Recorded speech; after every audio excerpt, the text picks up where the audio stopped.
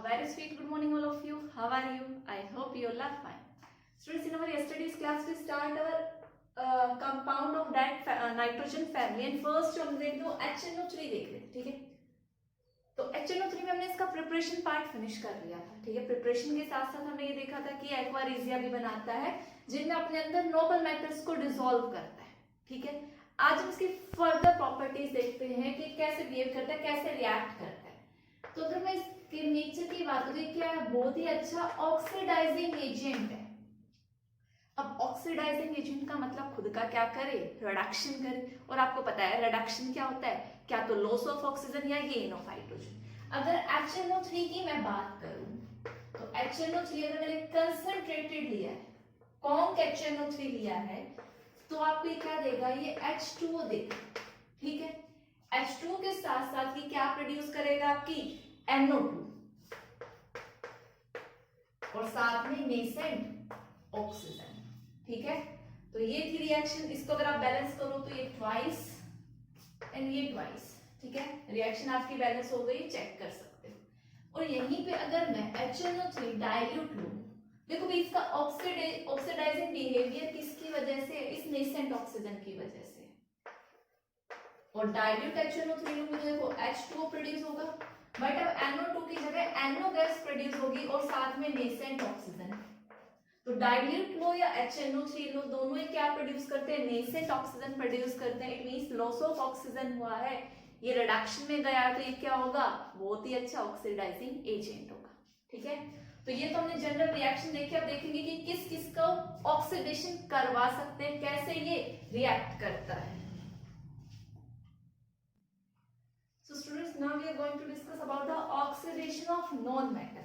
देखो बेसिकली जो non metals है ना, वो सिर्फ किससे ऑक्सीडाइज होंगे? ये सिर्फ और सिर्फ कंसंट्रेटेड HNO3 से ऑक्सीडाइज होंगे। आप सोचो कि अगर आप डाइल्यूट लो तो कर दोगे? नहीं, आपको क्या चाहिए? कंसंट्रेटेड HNO3 चाहिए। और कंसंट्रेटेड HNO3 का मैंने अभी आपको बताया था कि भाई साथ में देखो प्रोडक्ट क्या बनेगा? H2O मिलेगा और कंसंट्रेटेड के लिए आपको NO2 मिलेगा। ये चीज तो आपको समझ में आ गई होगी, ठीक है?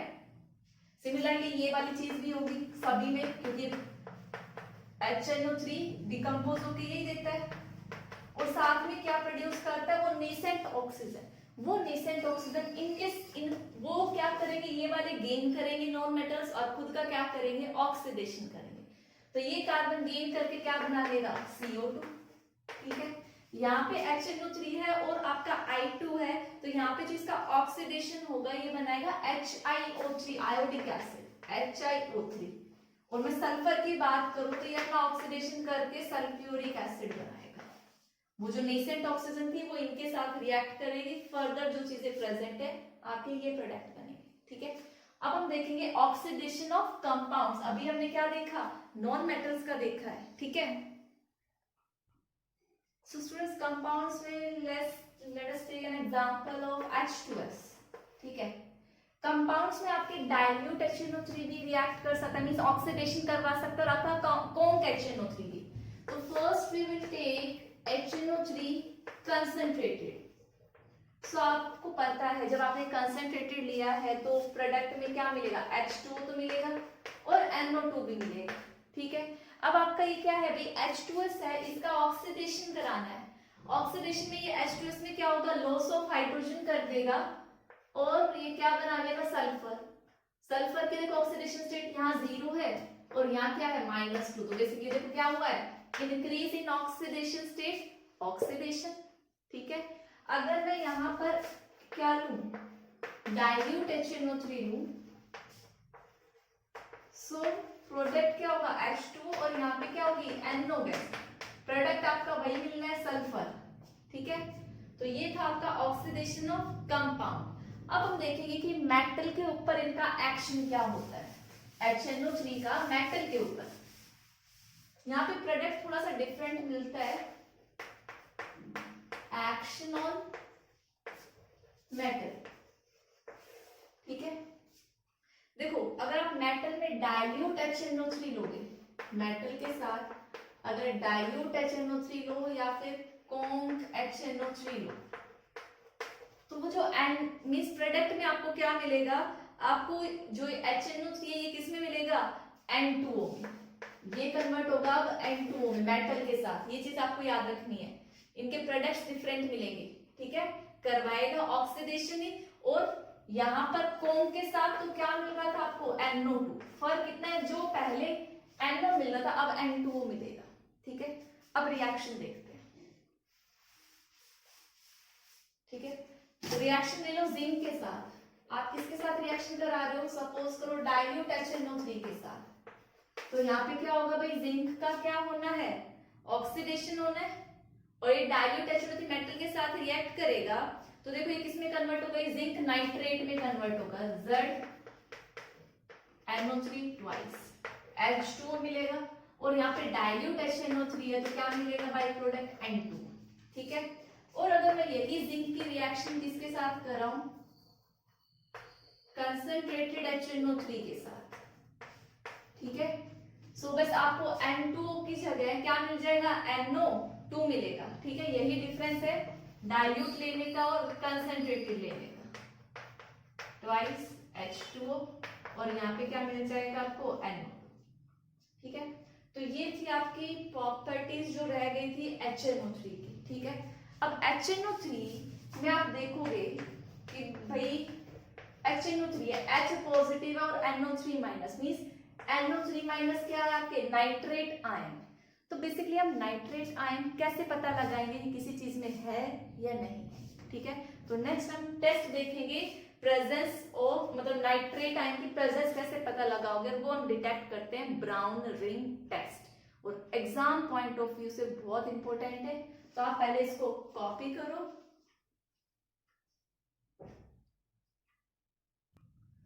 सो स्टूडेंट्स, ब्राउन रिंग टेस्ट एक बहुत सिंपल टेस्ट है, ठीक है। पहले मैं समझाती हूँ करते क्या है। हम क्या देते हैं, freshly prepared ferrous sulphate solution बनाते हैं, FeSO4 डालो, डिसॉल्व करो, आपने सॉल्यूशन बना लिया, ठीक है। आपने इसके अंदर पानी लिया, FeSO4 डाला और एक सॉल्यूशन बना लिया, फेरस सल्फेट डाल दिया, ठीक है। फिर आपने क्या डाला, नाइट्रेट आयन डाला, NO3 माइनस डाला, ठीक है। इसके अंदर नाइट्रेट आयन मिक्स हो गए, ठीक है। इसके बाद आपने क्या डाला, H2SO4 डाला, बिल्कुल वॉल से टच करा के इसकी, ठीक है। जब ये धीरे धीरे सॉल्यूशन यहाँ आएगा तो जहाँ पे इंटरफेस है, जहाँ पे H2SO4 और ये सॉल्यूशन मिलेंगे, बेसिकली वहां पे क्या बन जाती है, ब्राउन कलर की ऐसे रिंग बन जाती है, ऐसे दिखाई देगी। इसी को बोलते हैं ब्राउन रिंग टेस्ट। ये किसका डिटेक्शन करता है, नाइट्रेट आयन का डिटेक्शन करता है, ठीक है। तो सबसे पहले आप क्या करेंगे, आप लेंगे फ्रेशली प्रिपेयर्ड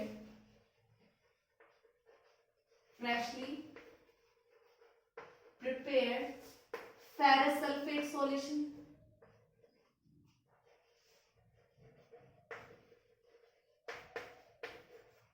एंड ऐड, उसके बाद क्या करोगे आप, नाइट्रेट सॉल्यूशन डालोगे एंड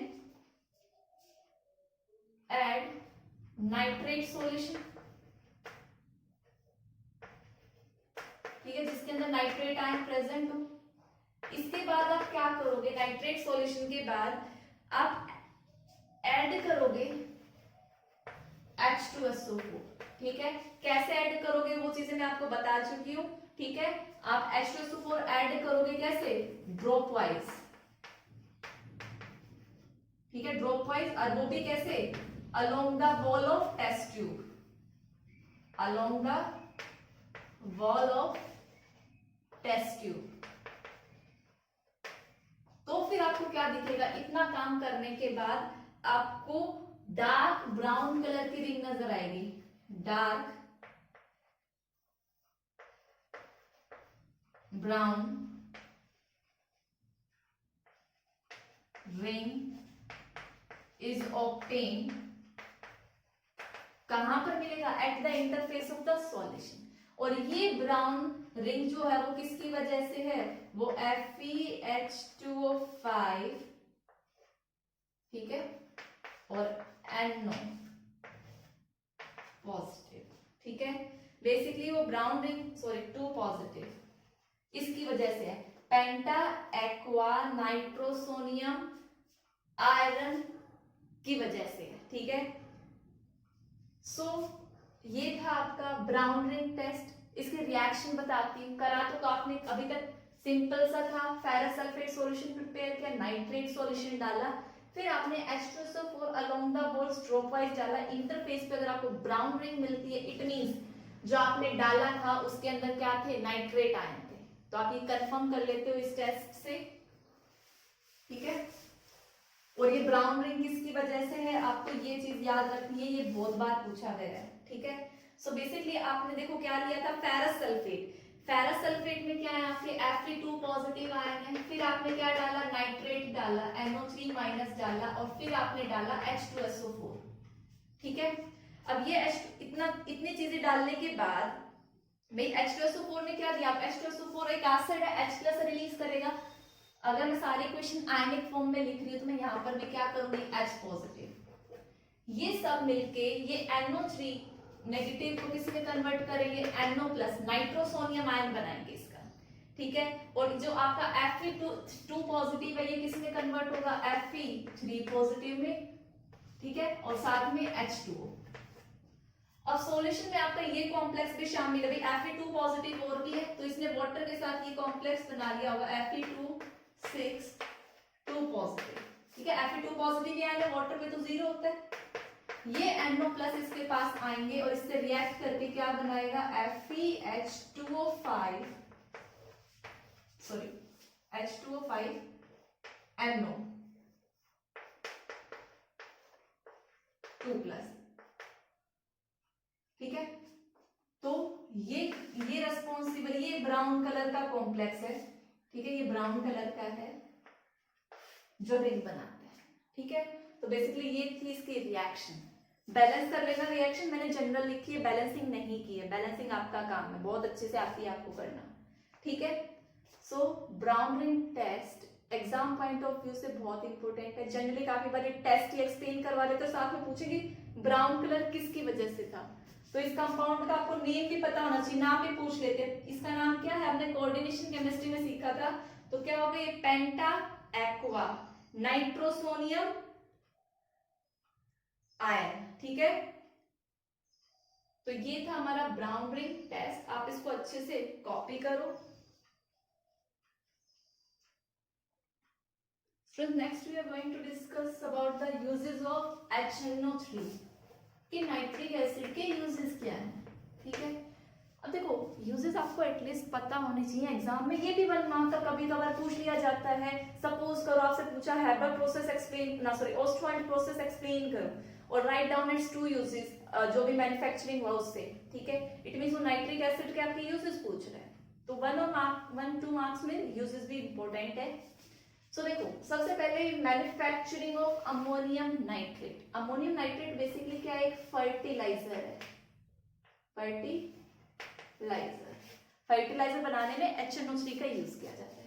नेक्स्ट देखें तो manufacturing of explosive TNT, try nitrotoluene. ये हमने ऑर्गेनिक केमिस्ट्री में पढ़ा था कि जब भी आप टोलुइन को, टोलुइन क्या होता है, बेंजीन के ऊपर CH3, this one is toluene, इसको आप HNO3 के साथ रिएक्ट करो, किसकी प्रेजेंस में, H2SO4 की प्रेजेंस में। सो क्या होगा, ये इतना ज्यादा एक्टिव है, ये तो टोलुइन CH3 और इसकी सारी ऑर्थो और पैरा पोजीशन NO2 ले लेता है,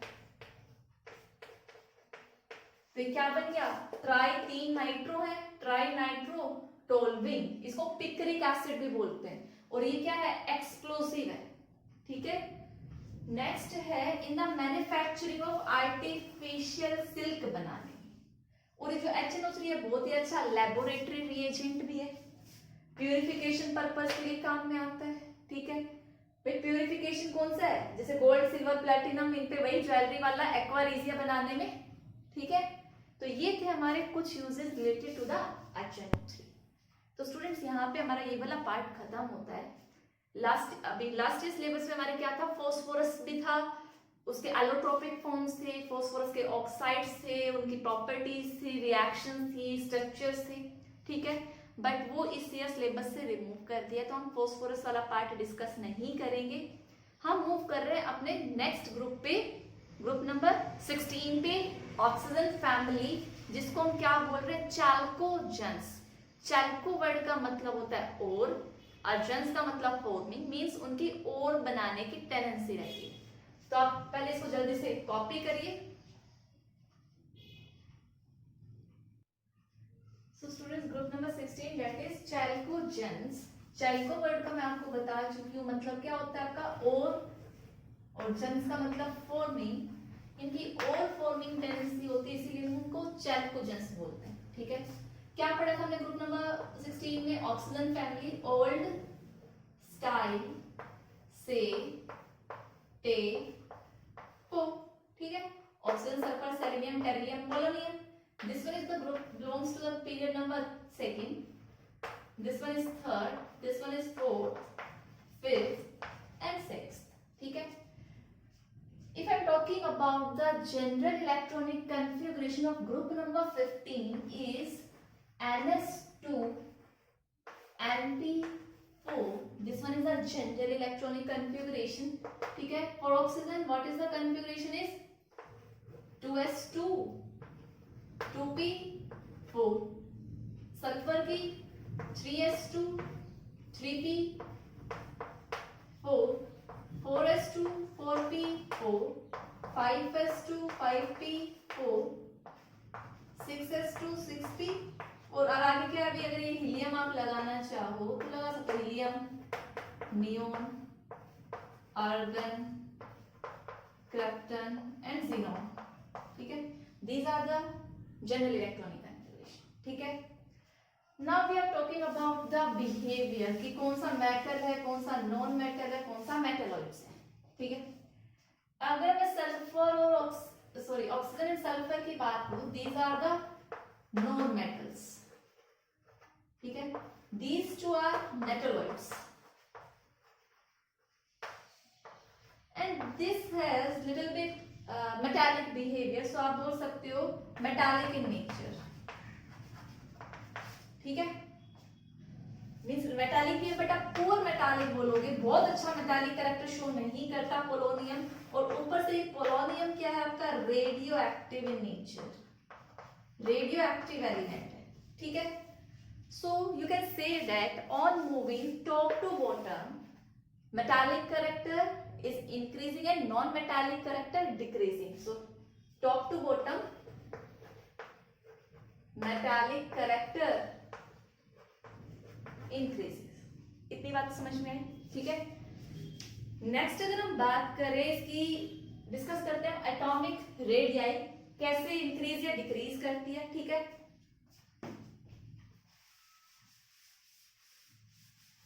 next property is atomic radius. ये अब सबको बहुत अच्छे से मालूम होगा ट्रेंड क्या होगा। ठीक है, अब ट्रेंड में अगर मैं ग्रुप नंबर किससे कंपेयर करूं, चलो पहले इसका देखो। ऑक्सीजन सेकंड, ऊपर से नीचे, on moving top to bottom. बताओ, ये second period, third period. So ऊपर से नीचे इंट्रोडक्शन ऑफ प्रिंसिपल शेल क्या होती है? इंक्रीज होती है। तो टॉप टू बॉटम क्या होता है? Introduction of new principal shell, new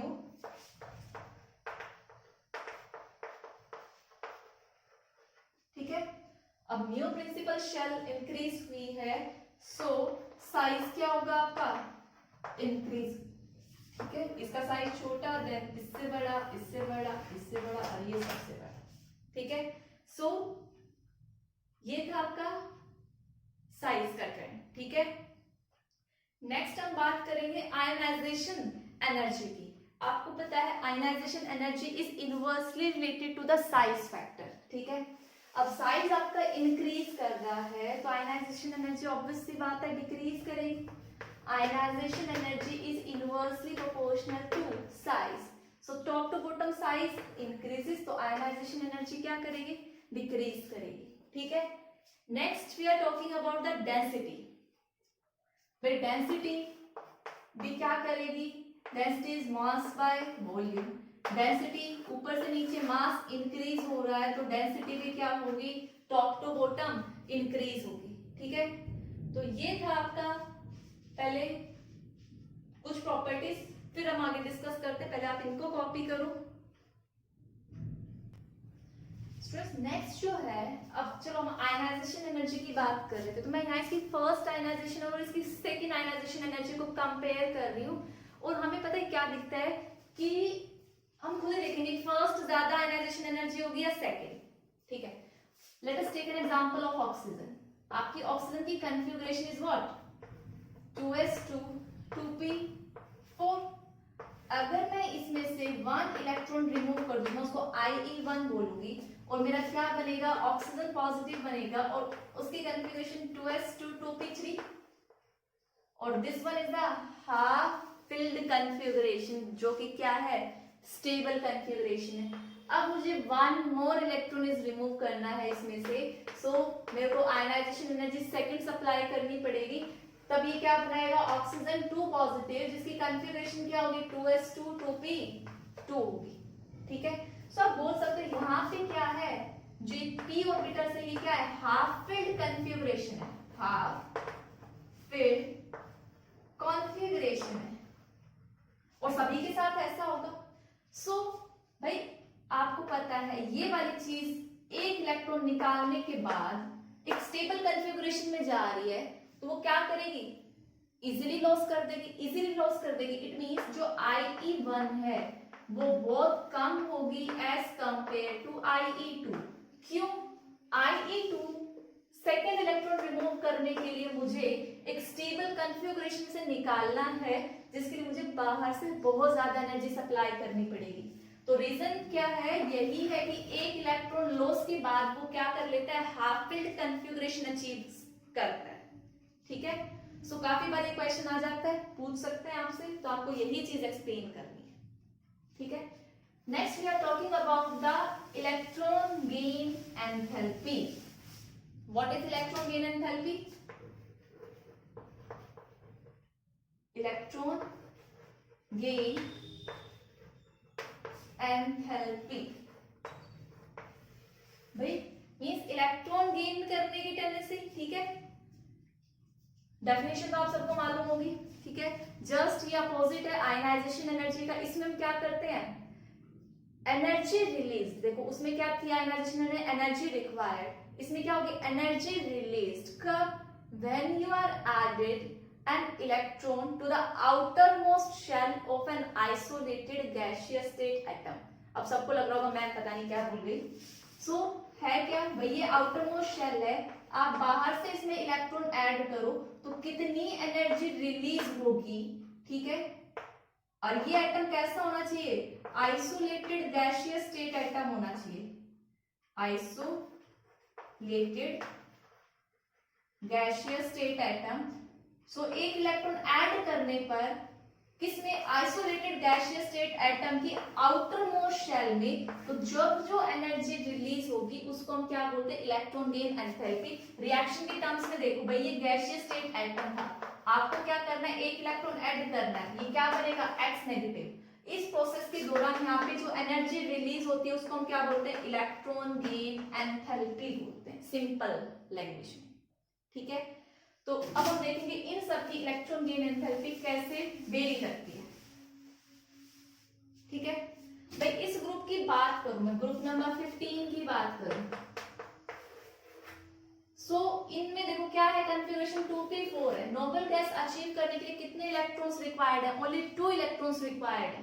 ठीक है, सो आप क्या बोलोगे, ग्रुप नंबर 15 में 2 electrons are less to achieve noble gas configuration.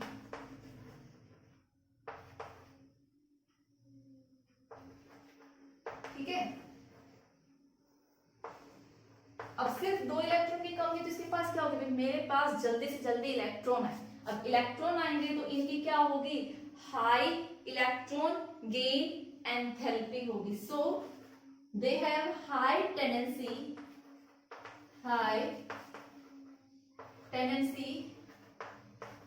to gain 2 electron and achieve noble gas configuration। ठीक है, सो इस ग्रुप की अगर 15 से भी कंपेयर करें तो इनकी इलेक्ट्रॉन गेन एंथैल्पी क्या होगी, ज्यादा नेगेटिव। नेगेटिव क्योंकि क्योंकि electron gain enthalpy energy release है, ठीक है। सो ये कंसेप्ट था आपका इलेक्ट्रॉन गेन एंथैल्पी का, ठीक है। अब मैं अगर बात करूं इलेक्ट्रोनेगेटिविटी का, ठीक है। अब देखो भाई यहाँ पे इलेक्ट्रॉन गेन एंथैल्पी में एक क्वेश्चन आता है, जो ऑक्सीजन है ना उसकी ज्यादा इलेक्ट्रॉन गेन एंथैल्पी नहीं है, ठीक है। ऑक्सीजन हैज लेस, इसका एक्सेप्शन केस बता रही हूँ, इसकी ना लेस इलेक्ट्रॉन गेन एंथैल्पी है, ठीक है। या आप बोल सकते हैं पॉजिटिव वैल्यू आ जाती है, क्यों आ जाती है वो देखो भाई, ऑक्सीजन है ये एक इलेक्ट्रॉन गेन करेगा तो क्या बनाएगा, ओ नेगेटिव बनाएगा, ठीक है। एक और गेन करेगा तो ये O2 नेगेटिव बनाएगा। तो यहाँ पे एक इलेक्ट्रॉन गेन करेगा तो यहाँ से एनर्जी रिलीज होगी, ठीक है भाई, नेगेटिव साइन में एनर्जी आ जाएगी। इसकी कॉन्फ़िगरेशन क्या होगी, 2s2 2p4, यहाँ पे 2s2 2p5 और ये 2s2 2p6। बट जो साइज है ना ऑक्सीजन का वो क्या है, छोटा है भाई, सेकेंड पीरियड का है। ऑक्सीजन का साइज क्या है, इसका जो साइज है वो क्या है, स्मॉल है। अब स्मॉल साइज में आपने एक इलेक्ट्रॉन ऐड कर दिया, ठीक है, इसको नेगेटिवली चार्ज करना चाहिए। अब नेगेटिवली है, आप एक इलेक्ट्रॉन और गेन करवा रहे हो, सो वो इलेक्ट्रॉन क्या फील करेगा, रिपल्शन, वो ऐड होना नहीं चाहेगा। सो आपको बाहर से एनर्जी सप्लाई करनी पड़ेगी, बाहर से सप्लाई करोगे तो एनर्जी का साइन पॉजिटिव, जबकि इलेक्ट्रॉन गेन एंथैल्पी में एनर्जी रिलीज होनी चाहिए। तो आपको यहाँ जबरदस्ती इलेक्ट्रॉन डलवाना है तो एनर्जी देनी पड़ेगी, क्यों, क्योंकि ऑक्सीजन का साइज क्या है, स्मॉल है, उससे वो रिपल्शन फील करेगा, दूर भागेगा। आप चाह रहे हो ऐड हो, ठीक है। सो इसीलिए बाकियों में ये चीज नहीं आती, क्योंकि इनका साइज थोड़ा बड़ा हो जाता है। ऑक्सीजन की केस में आप बोल सकते हो it has less electron gain enthalpy because of its small size, it feel repulsion. तो ये क्वेश्चन भी बहुत बार आया हुआ है, आप लिख सकते हो।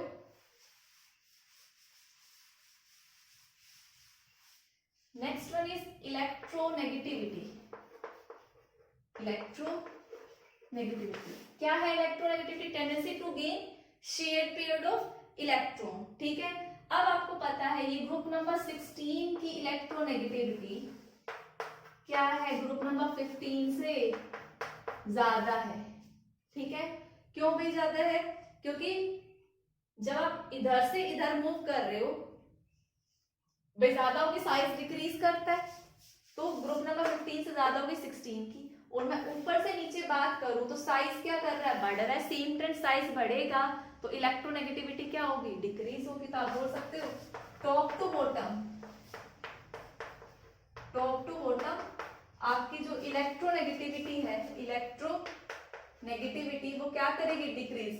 तो इन सब में से सबसे ज्यादा इलेक्ट्रोनेगेटिव ऑक्सीजन, फिर उससे कम सल्फर और फिर सबसे कम इधर टेरिलियम पोलोनियम, ठीक है। क्यों, साइज बढ़ गया, साइज बढ़ने से अट्रैक्शन कम तो वो इलेक्ट्रॉन्स को अपनी तरफ नहीं खींचेगा, कोई टेंडेंसी नहीं रहेगी, ठीक है। सो ये था इलेक्ट्रोनेगेटिविटी का ट्रेंड। सो यहाँ पे मैं कुछ प्रॉपर्टीज आज ग्रुप नंबर 16 की डिस्कस करी, आपको सारे ग्रुप नंबर 15 के क्वेश्चंस की प्रैक्टिस करनी है, ठीक है। और ये ग्रुप नंबर 16 आज शुरू कर दे, इसके क्वेश्चन भी साथ साथ हम लेकर चलेंगे। तो स्टूडेंट्स आज के लिए इतना ही, that's all for today's lecture, thank you and have a nice day.